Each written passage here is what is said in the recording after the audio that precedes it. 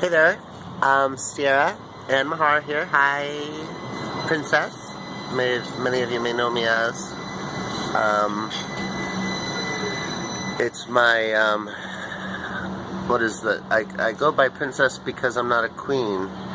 Because as a transgender woman, I don't perform. I'm generally entertaining. But I consider my role in the community as a diplomatic one, much like the Queens and their efforts. So as a princess, I take it upon myself to kind of be responsible for the transgender community to a degree. I understand that I'm a public figure, and I try to be integral and a good example to men and women who are going through transitions and those who aren't.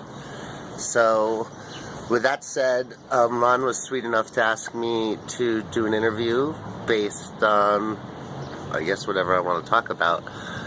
I didn't have an agenda. I don't have an agenda other than the happiness.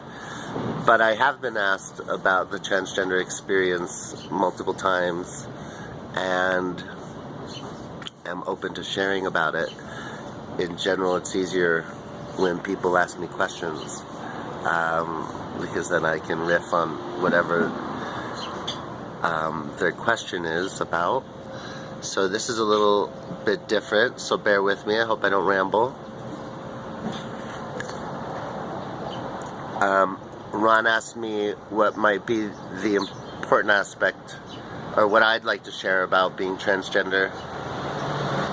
And for me, when I think of being transgender,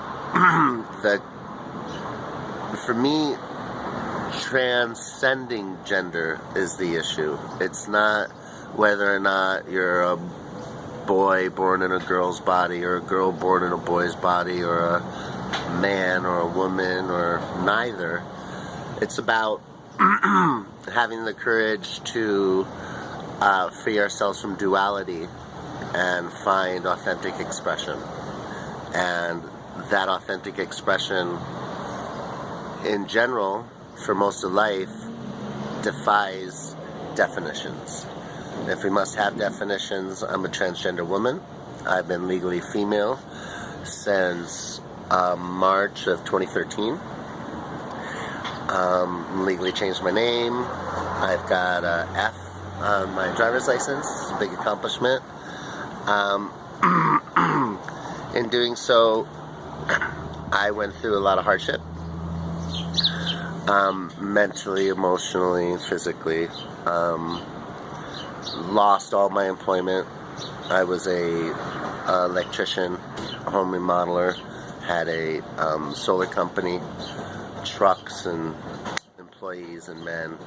That all did not follow me down the rabbit hole into my transition. I lost most of my support system. Lost my employment, and my mind. Lost my mind.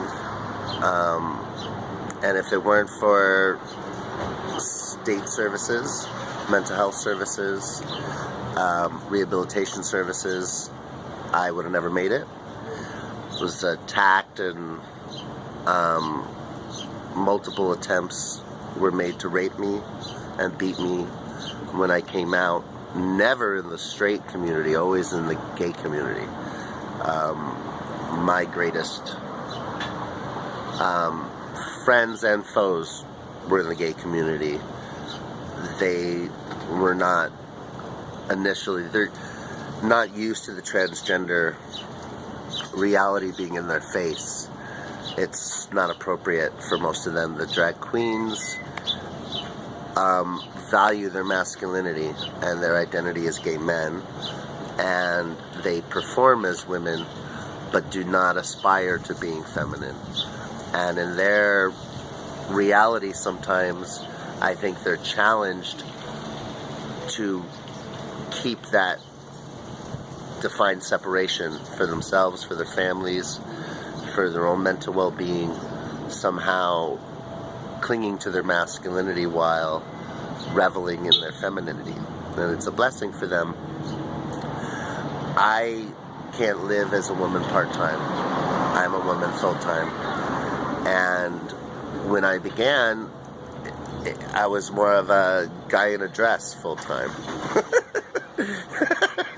Which I think is embarrassing to a lot of the gay community when they first witness us. Hi, baby. They're embarrassed by us. And it took my stoic refusal to give up to kind of create a niche in the community for transgender individuals that included respect from the drag queens. And in this community, in the gay community, there's a hierarchy, and the top is a drag queen. As our diplomatic envoys, basically, to the world, the drag phenomena has enabled many transgender people to show their faces, because thanks to RuPaul, it became more of a casual reality. People became less offended by cross-dressing in general, let's say. So, however, when I came out, it was a theory, it wasn't in practice, and I got attacked a bit. But luckily, I'm a big girl, and I lived through it, and in doing it integrally with love and thoughtfulness for all the people involved, I gained respect. And in that respect, the drag queens began to acknowledge me as princess. The difference being, of course, that I was born this way, whereas queens generally marry into their role as their royalty. And I wasn't so lucky to marry a king. I was born a princess. So I see that as a difference, princess versus drag queen. But without the drag community, I wouldn't have the love and respect that I require.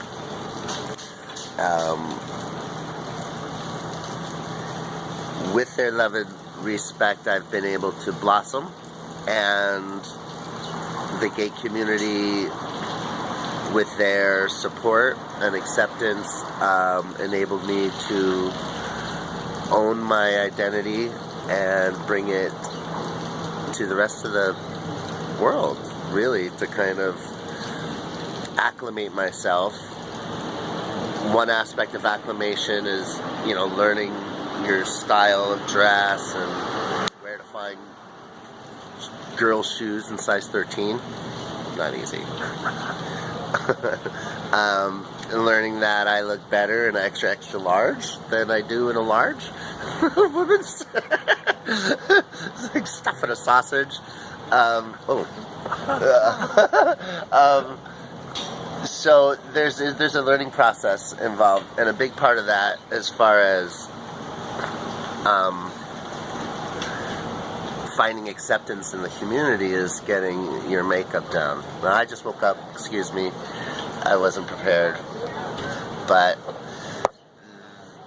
makeup is a big deal, and the drag queens taught me about that. They taught me how to contour, a few friends, to shade, how to create a foundation for makeup, and that's a key to my success, I believe, as far as, I believe passing isn't about looking like exactly like the gender that you aspire towards, or that you associate with, but rather having a respectable effort. People see that you're trying and you're making the best of it, and you're being sweet and authentic, and I think that's what gives you the pass. It's like you're being authentic, and in that authenticity, people can respect you. It's difficult when you first start. I didn't have a mother to train me. I didn't have sisters. My wife, my ex-wife, she was never a big makeup person. Not the kind of thing I could ask her. But learning makeup really helped me assimilate. And for transgender individuals in general, I think it's a big barrier trying to mask the gender that they do not associate with and find a way to express the gender they do associate with. So there's ways to do that. For me, makeup really helped, and I believe that with that addition to my authenticity and general lovingness, I created a little niche, and I'm your princess.